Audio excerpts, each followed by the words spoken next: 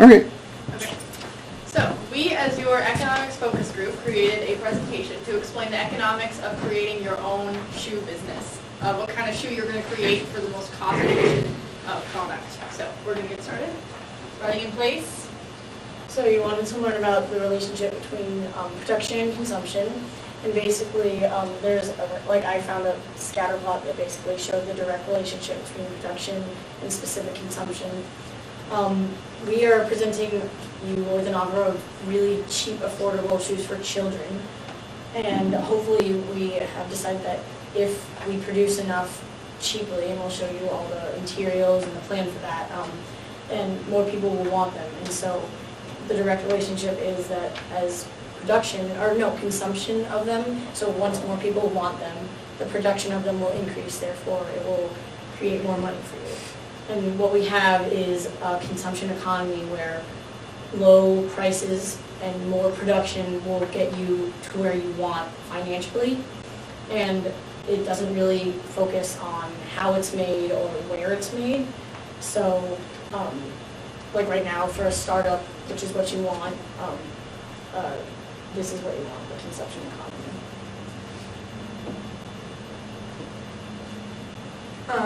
With the children to be always growing, the consumption is a lot higher than long-term runners who would only buy shoes every 6 months or so, and kids' feet are constantly growing. So making a low-cost shoe for children, which parents will have to buy for their constantly growing feet, so the demand will grow and production will increase.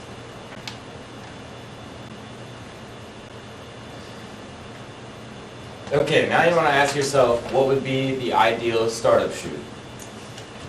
Your shoe, we as professionals have made the decision that your shoe should be an athletic shoe, and as Claire stated, should be children and teen sizes.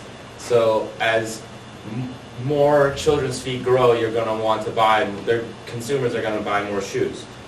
And we decided that you should have a shoe that would be made after a popular icon, such as an athlete or some other type of celebrity. And the shoe should also be cheap for consumers so that they don't have to worry about costs of buying numerous pairs of shoes for their children. Also, you'd like to make the shoe out of cost-effective materials, and it should be durable, supportive, and molding, such as a wide foot or some other type of variety of size. It should also have an intricate design because a lot of consumers like many colors, things that stand out so that people can see how well their shoes look.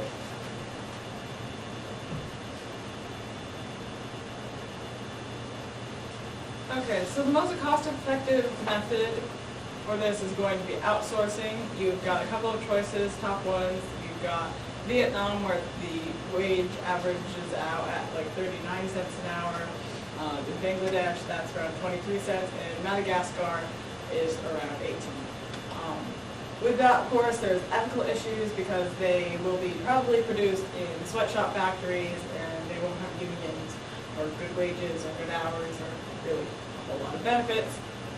Your other option is doing it in America, but then you're going to have to deal with unions and OSHA standards, and you're also going to have the average wage for the American factory workers is around $11.65 an hour, so that would also be something to consider. So we recommend targeting children and teens as they are, they tend to grow faster than adults, so you'd be constantly having to replace them. And they're also focusing more on style rather than functionality, so you could make them at a lower cost because they'd be less of a high quality shoe. And teens especially tend to be impulse buyers, so that would be a good market.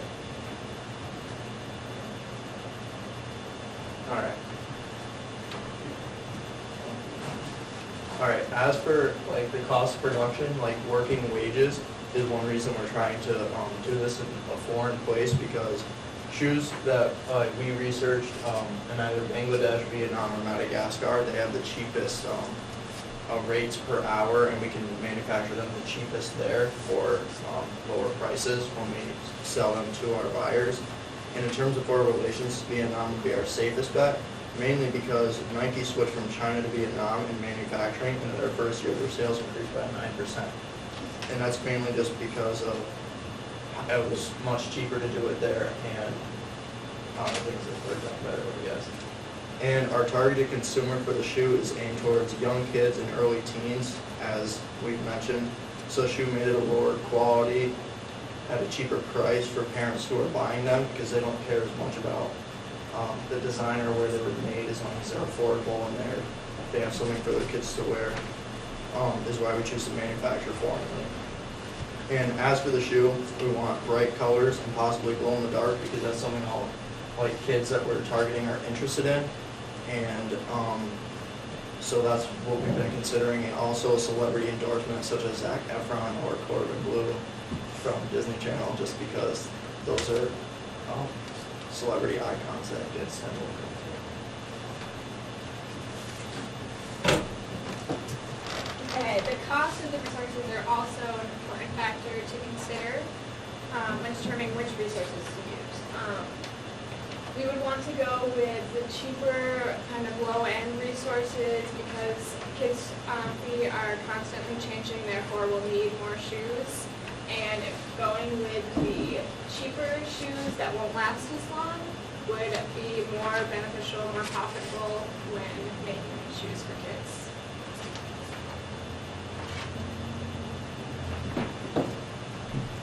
All right, so self-interest. This is a big factor in your production, because self-interested producers and consumers determine how the resources are going to be used. Now, a consumer's self-interest is what affects the decision that the companies make so they can sell more and maximize profits. For example, the consumer's self-interest would be, as your research concluded, cheaper shoes for their kids because they grow out of it faster, so they can keep buying new shoes. And the only way we can do that is, as we've explained, outsourcing, cheaper materials. Now, the producer's self-interest is always to make more money efficiently, and being aware of the consumer's self-interest, what they want to buy, helps them to do that, obviously. Now, consumers have a big impact on what the factories or the companies are going to produce. The consumers buy the product, so the company needs to know what they want. And the research that we conducted, or that you conducted with the videos, determined that the consumers wanted cheap shoes for their kids. Yep, so that is our proposal. And while your business plan is also entirely your own, we hope that this has helped you to create some of those points and guided you along the path to what you want to do with your business. So, that's it. So, Mr. Grant, now can he ask you any questions that he wants?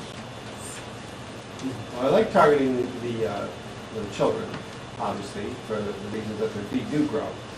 I'm worried about outsourcing to some of the countries. I think we mentioned Vietnam was probably the safest bet. Why Vietnam? What was safer about Vietnam than the other countries? It's just cheaper. Right? Well, we have better relations with them than, say, Madagascar.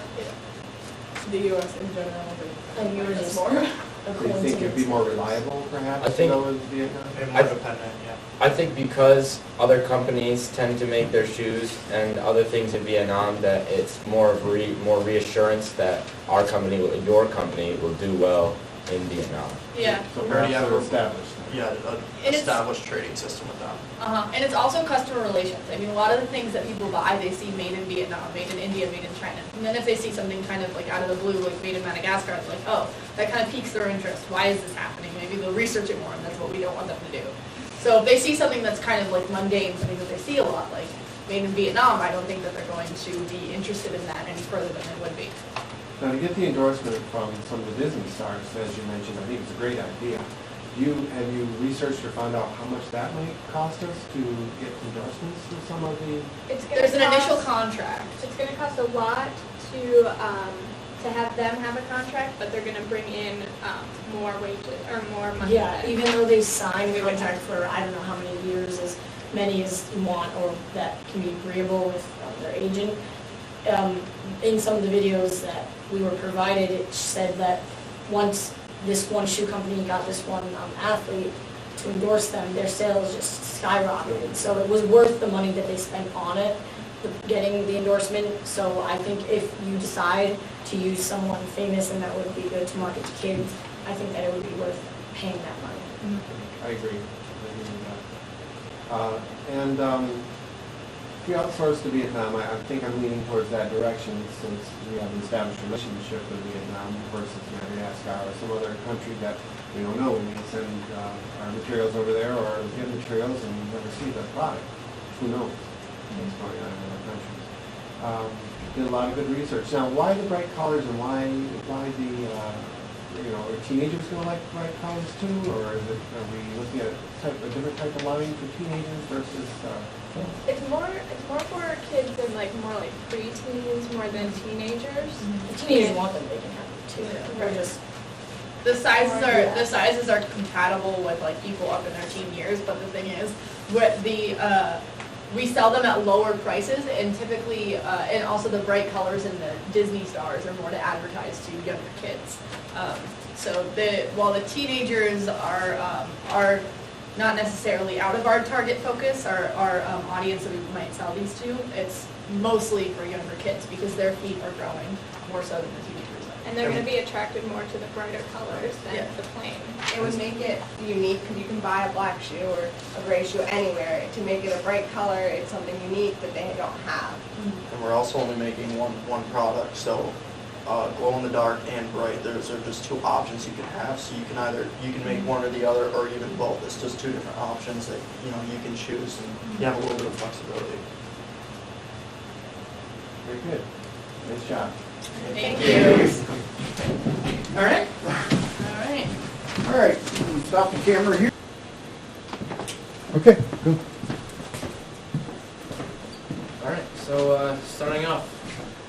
So we were assigned to prepare Holden Grant with the knowledge to start his own business for athletic shoes and to allow him to produce and market his product effectively to his consumers.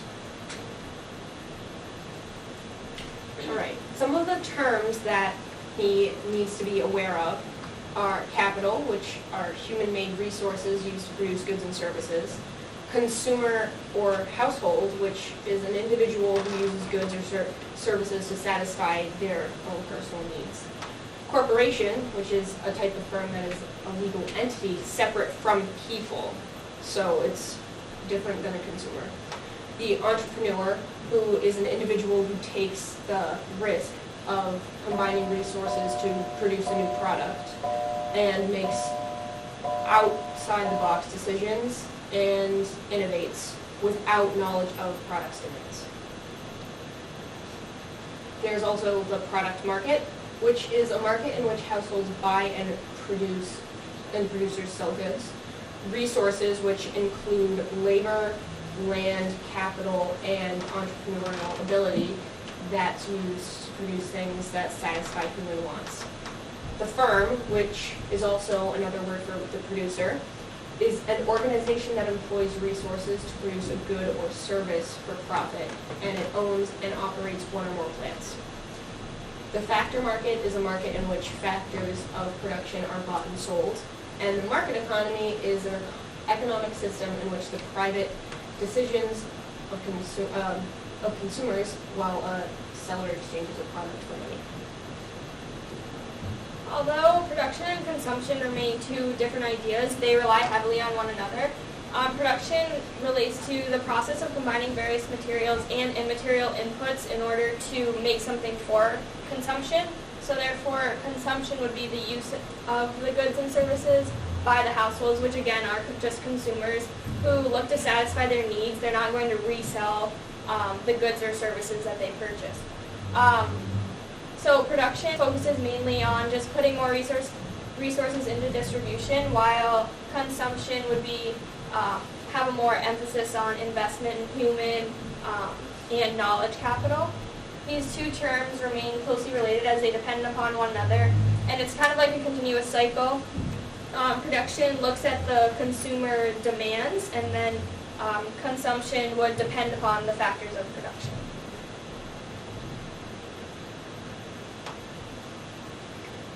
How the shoes will be produced, it is determined by the cost of materials. They're looking to use the highest quality materials that they can use while maintaining a low cost for the materials. They're trying to make the shoe as cheap as possible and doing this, they're trying to increase sales while getting the biggest profit they can get. For whom and what type of shoe will be produced? It would be in your best interest to produce a low-quality athletic shoe. And this will not be a shoe geared towards runners because you are more focused on cost effectiveness rather than not support.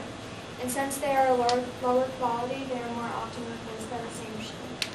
So basically what we're trying to do with the lower quality shoe is market towards a larger product group. And by making the shoe a lower quality, it makes it a lot cheaper to produce and a lot cheaper to pay for and buy. So by doing this, we have a larger consumer demographic, and it can eventually lead to higher profits in the firm. So the quality of the shoe is not really a priority at this point. So we're looking at this moment for the cheapest production possible while using the cheapest materials. And in turn, we hope this will bring us a bigger market to market towards and a higher profit. And now we come down to consumer preference. A consumer preference is pretty much an attribute or a characteristic that makes a product more or less appealing to a consumer. Pretty much what a consumer would like to see in a product for it to be preferable to them. Pertaining to our directive to market athletic shoes, we took a look at a German study which pretty much compared how brand recognition and price are weighted in the eyes of the consumer. And what we found was that respondents found that a slight majority believed that down-market shoes were slightly preferable to that of, producers with brand recognition, i.e. Nike, Adidas, and all that. So it's advisable to go with a down-market, kind of lower-scale shoe because it would appeal to a greater market preference. And we also come to production costs. Now, production costs and resource costs are two sides of the same coin, but we can get to the root of that in a second. Production cost is the notion that the price of an object or condition is determined by the sum of the cost of the resources that went into making it, and can comprise of multiple factors of production, i.e., labor, capital, land, and taxation. The biggest factors here are the choices of venue and labor to be used. Now, labor is tied into location because, if we're looking at overseas and outsourced jobs, we can produce a product for cheap while also, changing the location. So by looking at New Balance's domestic shoe, the price is 148% more than an imported Air Pegasus sneaker. So it would be advisable that if we want to retail for a lower price, we should also outsource it and go with a labor-intensive model of production where you hire a workforce, but you want to do it cheaply, so you'd have to outsource it. Or if you build it domestically, go with capital-intensive production, where you use heavy machinery and other robotics to create shoes pretty much with less periodic costs associated with labor. So one of the things that you need to take into consideration is the cost of the resources. So resources are, the cost of resources are the cost of all the elements used to carry out the business activities. So as you can see in the chart, that's going to be land, capital, and labor, and then enterprise. Land is, you're going to have taxes on land, and then you're going to have money needed to actually produce the good, to get the materials. And then you can see the division of those costs in the other graph. And then lastly, we're going to talk about how the resources will be used. Resources can refer to anything from raw materials, people, and equipment. And specifically for our shoe production, our raw materials would be leather, rubber, threads, dye for the shoes, also packaging materials. It will require a lot of resources, but these will be used to construct an affordable and efficient shoe.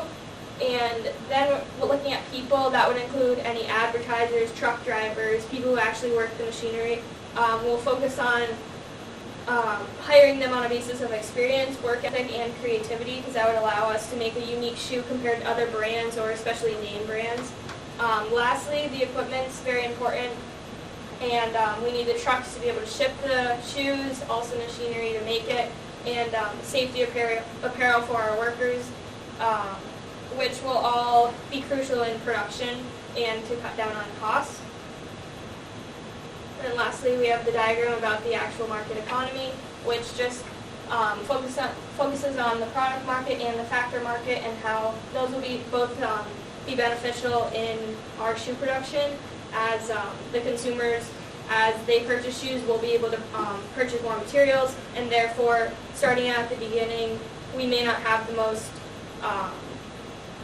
affordable shoe or the best shoe, but as time goes on and we start making a better profit, then we'll be able to purchase those materials necessary.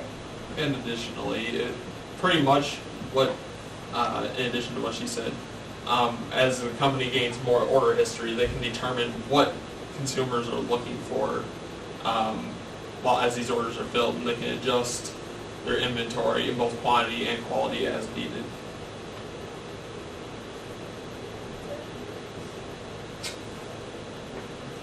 You get to ask them more questions. Well, isn't that good? You talked about what made you decide to choose to go with a more unique sneaker or shoe rather than something that people are familiar with, or something that they would see on, say, a celebrity or something that they're learning with that. Well, as we showed the product market, or the demographic that we'll be marketing towards, as Logan stated, they are more inclined to buy a shoe that is not so expensive than the brand recognition would be. So whether or not they see it as a better brand, they're more inclined to buy a shoe that is made with more cheaper materials. Right? Do you feel a need to make those shoes look similar to some of those bigger name brands? Not necessarily, no. As if they were to be similar, they would be more recognizable. But there's the correlation between a brand name shoe and the higher purchasing isn't really related. As far as advertising goes, what would you suggest to make people choose this product rather than the next shoe over that's cheap and of comparable price? Honestly, it should. It's kind. I guess it's kind of complex in that way. It really does come down to being the best shoe for the price, and while, I mean that's really what you have to market it as.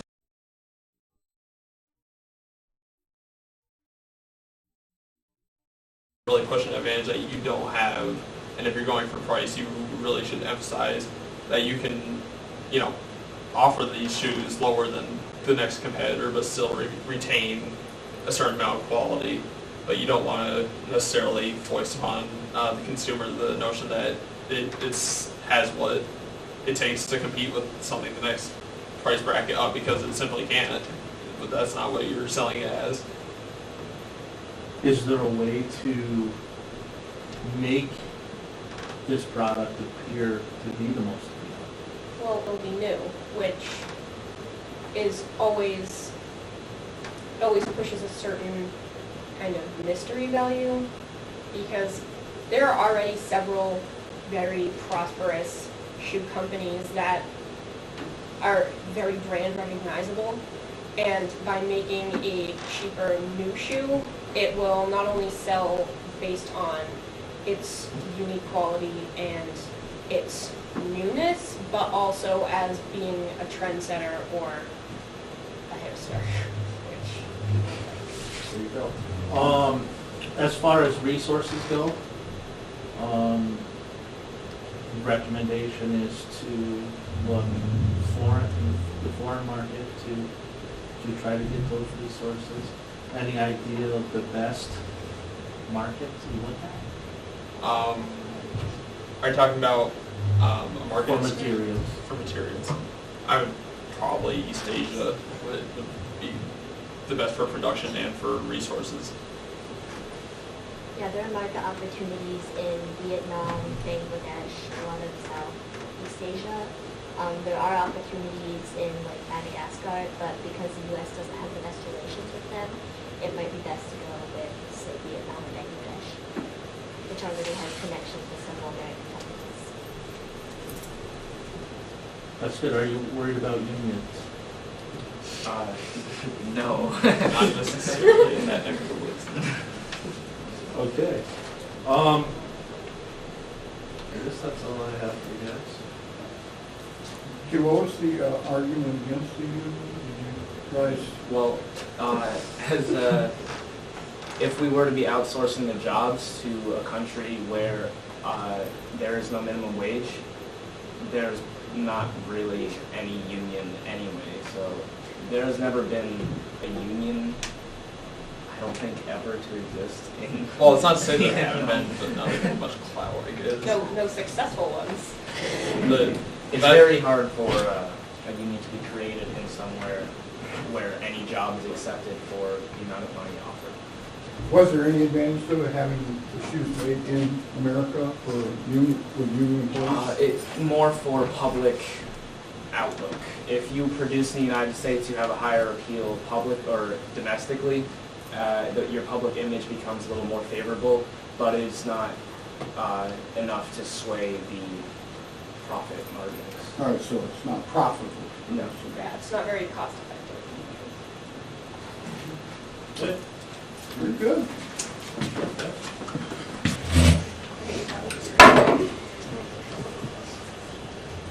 Thank you. Okay, well, this is economics 101, or your dad, I guess. So we started with the driving question, which is you want to produce a shoe that balances mainly three types of consumers: those who look for style, for price, and for quality. So this is a flowchart showing the basics of economics. On the left-hand side, you have businesses, who are in this case the producers, and then on the other side, we have households, who are the consumers. The red and blue arrows represent the transfer of goods and services between the two sides. So in this case, the shoes would be the good that we produce for the consumers, and then in return, the consumers would provide labor and capital. And then the green lines represent the flow of money between both sides.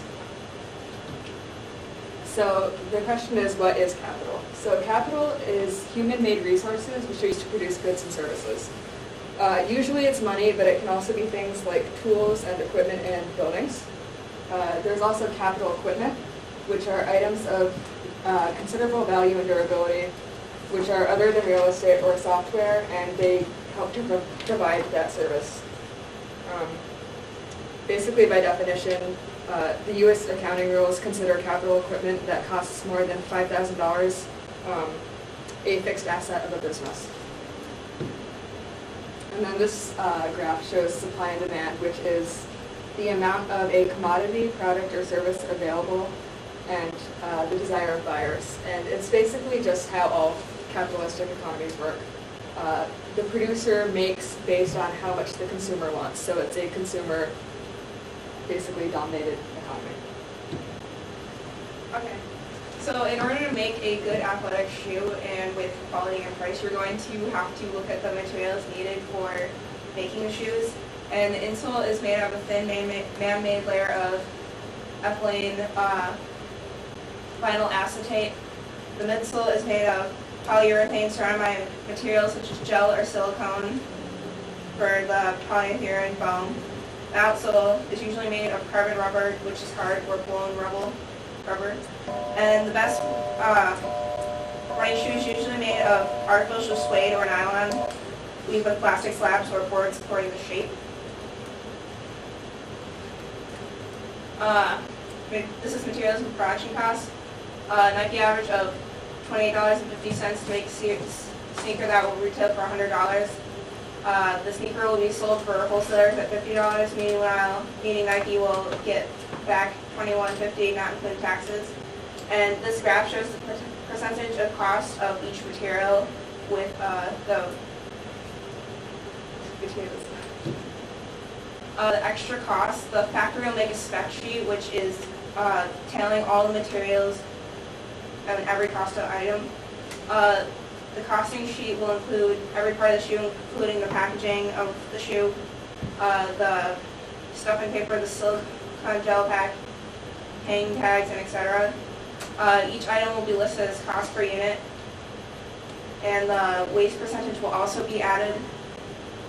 And the waste percentage or cutting loss is the amount of scrap material left over the materials are cut. Waste materials still have to be paid for. Oh, wait, this is still made. Okay. In order to make a running shoe, companies will have to figure out what the consumer wants, and then they will study aspects of the human body and the anatomy of the foot in order to make the shoe so it is directly for the consumer. Then the materials are chosen to develop a prototype, and then once they pick a design, they will move on to manufacturing the shoe. Okay, so when you consider manufacturing, what you really want to do is think, how can I make my process the most cost effective so my company doesn't lose a lot of money and I can get plenty of profits that I need to increase production or buy better quality goods. This is where stability comes in. What you ideally want is a push-pull manufacturing system where you adjust your production based on supply and demand, like Val said. So when the demand is higher, so for example, in the summer possibly, their consumers might need more athletic shoes for outdoor activities, so you'd be producing more. Whereas in the winter, maybe demand drops because they're doing outdoor activities, they need bikes and, boots and raincoats more. So you want to cut back production and have end of season blowout sales to get rid of all the product on the shelves to make room for next year's supply. And all of this really helps you get the kind of monetary efficiency that's going to help your business grow. The athletic shoe market is not only a multi-billion-dollar business, but it's constantly growing as well. The biggest and therefore most profitable market is the Asia-Pacific region here, which is due to interest in health in the region, growing world population, and a rise in disposable income. Marketing to men in general yields the highest profit, and growth is expected to continue for the next 5 years. Now, if you want to maximize profits, you want to sell shoes using local factory workers in the Asia-Pacific region to men. So when you're choosing a selling price for your product, there are a couple of different factors that you would want to take into account to choose the price that is going to leave you the maximum profit margin while covering your costs and making your product more appealing to the general public than, say, a competitor's prices. So first thing you want to look at is market value. This is Nike's market value for the past year. It has been going up and up and up. So what you want to look for here for an athletic shoe company is, are people buying them? And from Nike, one of the biggest companies, you can tell, yes, people are buying them. So it is a profitable industry, and like Kyle said, it's constantly growing. Another thing you want to look at is cost of production. How much are my materials and labor going to cost? And can I sell a shoe that's going to cover those costs? And you can, like Kyle said again, outsource to the East Asia companies, to countries to find cheaper sources of labor. You can choose cheaper materials. There are a lot of things you can do there. Then another thing you want to think about is competition. You can easily look on Amazon, that's where I looked. So you can look at Adidas, Asics, New Balance, training shoes, and look at the prices they're selling for. So let's say we want to market a decent quality shoe, but we want to beat everyone else's prices. You have to look at what the competition is actually selling them for. And profit margins. You do need to cover cost of production and you need to beat competition prices, but you still need money for yourself. When looking for a manufacturer, like Kyle said, Southeast Asia is probably the best. It's better to use foreign labor because in Southeast Asia there are minimum wages, but you can get away with paying them very little, about an average of $2.33 a day. In Vietnam, I think it's about $56 or $56.8 a month. And in Myanmar, between $79.12 and $112.68. So looking overseas is the best option. You can still do in America, but because people like that, but it's not the best idea because it costs a lot more. Because there are unions here, you need to pay people more, and all of that. Okay, so as far as we were talking about with factory production and in-state versus out-of-state, within United States factory production, a vast majority of them are quite small. So you have to look at, do I want my production to be large or not as large? The average manufacturing worker in the United States makes around $79,553 a year annually. This includes the pay and the benefits that they need. Those who work in these factories must be given health benefits. And in fact, with manufacturing businesses in the United States, most people do require the health benefits, which is 92% of your workers. Therefore, you, the employer, has to provide them with that. It is said that over the next decade, because we will be looking into the future for your factory, that 3.5 million jobs will be needed within factories. However, only 2 million of those jobs will be filled due to the lack of skill that we will have going into the factories. So then we see out of state, like we've been talking about, which would be the best option. Like David already said, that workers are willing to work for low wages on lots of hours, which is about $2.43 an hour. You can get away with things like child labor, long shift hours. Workers cannot be given insurances or health benefits out of the states, which saves you money, although might not be the most humane options. Lastly, consumer products from China have no import tax, so looking outside the states, you're saving money without all that, and you don't have to worry about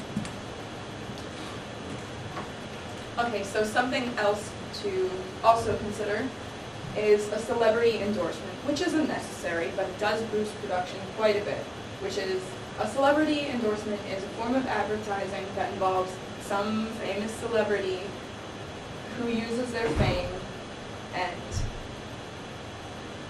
takes an idea or a product, such as your shoe, and boosts the standards a little bit. So when choosing a celebrity endorser, it is important to make sure they have three key things, which is expertise, trustworthiness, and attractiveness. Attractiveness means more than just physical appearance, although that is very important, but also their personality. For instance, Ricky Gervais is endorsing Verizon. I mean, he's not, in my opinion, the most attractive person, but he's funny, and people like that, so they find it attractive.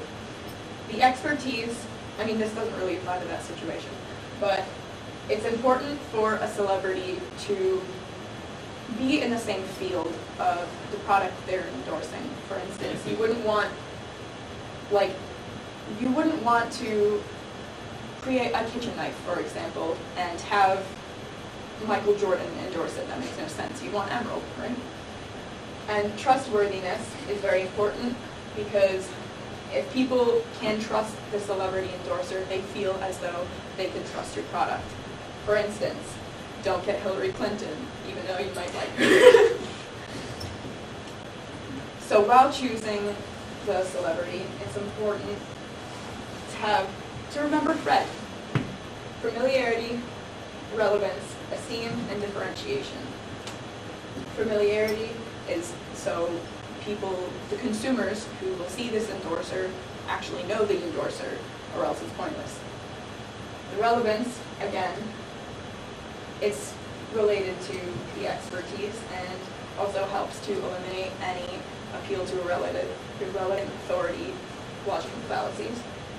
Esteem, because whatever esteem they may have is pushed onto your product, and so that esteem is now with the product.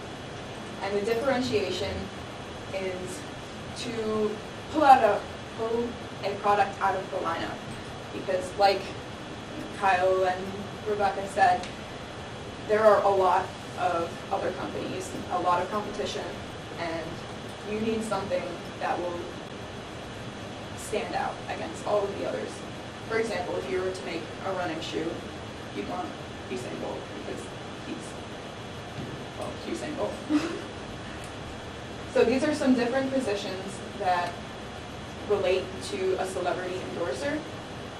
A celebrity broker would be the person who actually deals with the celebrity. They need to be very patient. They need to really know what they're doing because celebrities tend to have high egos and they need to kind of deal with that. So their salary normally depends on the company, and their degrees should be in marketing, entertainment law, talent management, which I didn't even know existed, media studies, and or business. The corporate marketing director, their salaries are normally $150,000 to $250,000, and they need at least a bachelor's degree in marketing, as well as some education in public relations, communications, and business. And they are responsible for marketing all of the efforts or they're responsible for actually marketing the product and the celebrity endorser.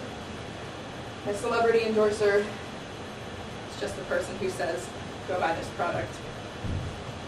And so some examples of the celebrity endorsers from around the product world, I guess, are the top 5 paid that are actually successful celebrity endorsements.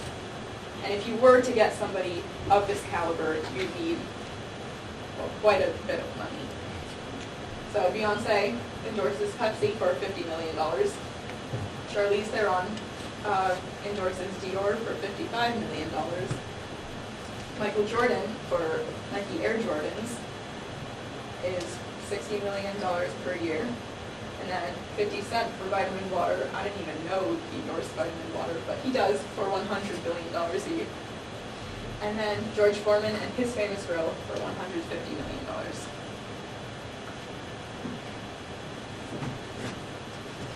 Okay, so basically what we're looking at here is a product trade-off. And a trade-off is a sacrifice that must be made to obtain a certain product. So, for example, we gave you 3 different options, which were the price-conscious option, the performance-oriented option, and the stylish option. So if you were going to go for low quality and cost, then you're going to be missing out on the performance-oriented market. So you really have to choose one or the other or find somewhere in between. And then the celebrity contract kind of layers on top. So you could have something that's low quality but stylish, or something that's high quality and stylish, which would be very expensive.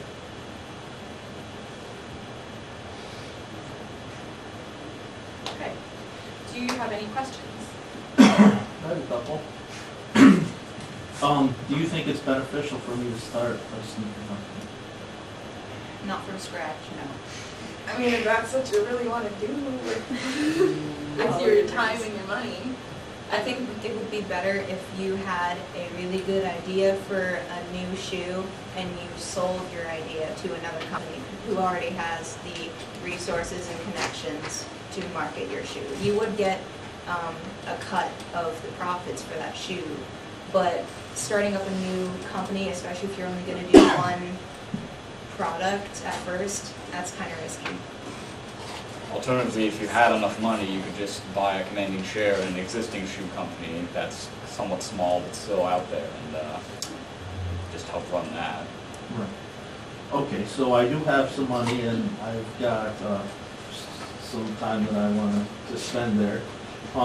Would you recommend starting with just one style of shoe, or to flood or to get multiple styles of shoe? For example, Nike has 55 different shoes. I think in order to promote your business better and to grow as a business owner, that you're going to have to start out with more than one type of shoe. Because I guarantee if you took a survey in this room, we'd all want something different. Having one type of shoe is going to be a very limited audience, and that's not something that's going to help you. But it's not a great idea to flood your production lines with a ton of different shoes either. You need to find a medium balance. Well, I think that comes to my next question when I'm talking about profit margin. You're talking about trade-offs. Here, recommendations on whether we should go with the low quality, low cost, or the higher quality, high cost, or where do you think we should be with that? I think if you're only going to do one shoe, low quality would be the way to go. But if you're going to do a couple, you can dabble in the high quality. Because yes, low quality, let's say, has a larger market. But high performance, you're going to have athletes who have higher salaries or are more serious about the sport that they do.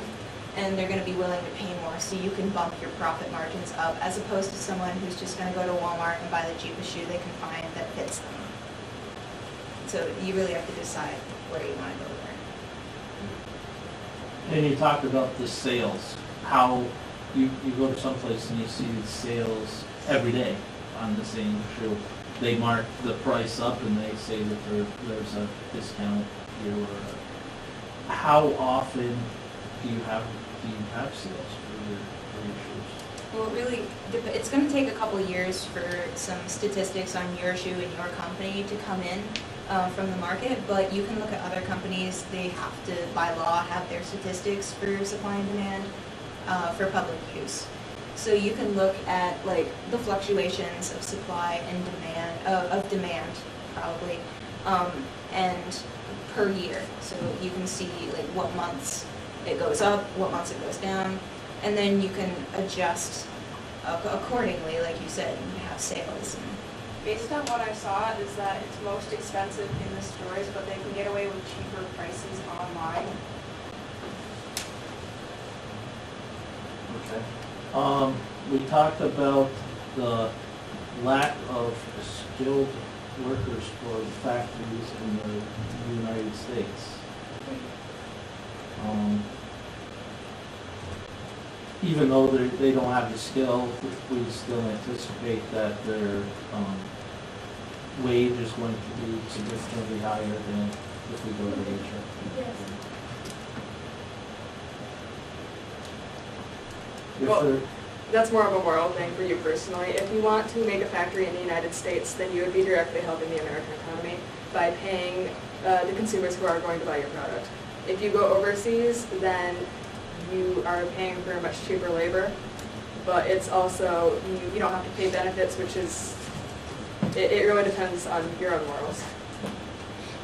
Also, let me just join in. Also, there's the people that see the American-made products, there's an 80% of people that were surveyed thought would rather buy American-made things, even if they were more expensive, because they're made in America, support American people, rather than outsourcing jobs and paying people criminally low wages. Would it be possible to get the raw goods, raw materials from out of our country and have the factory that assembles them do that?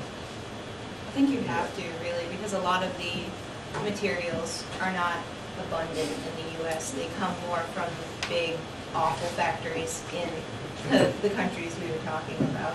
So I guess what you could do is use a combination of local and international labor. You could, I know this sounds horrible, but to cut costs, you could take unskilled labor here that you can pay them minimum wage for and make it something like simple machine maintenance or, I don't know, putting insoles into a machine and taking them out again, and then outsource the more complex jobs like sewing on pieces of the shoe to cheaper labor and just have the parts imported. Just one last question.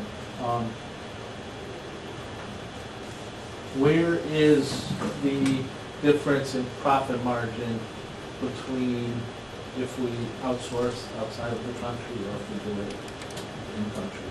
Do we have an idea on that? How close, what percentage, what are we looking at for a percentage of difference in profit margin? Percentage? I don't know, but for the US made, I think you're not going to be able to bump the profit margin up as much as you could if you outsource, because like David said, you need to pay them higher wages, and if you're still looking to try and beat your competitors' prices, you have a top that you need to keep your price under.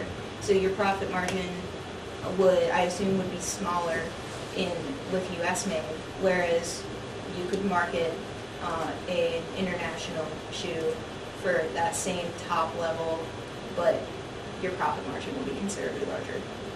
A lot of it has to do with the image of the company too. Like if a company has a better image, then people are going to pay more for that product because they trust that product. So then you could source it as American.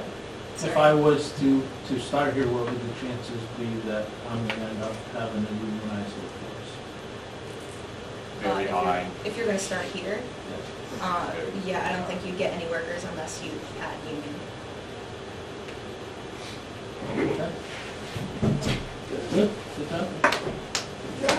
I like the fact that they called the union.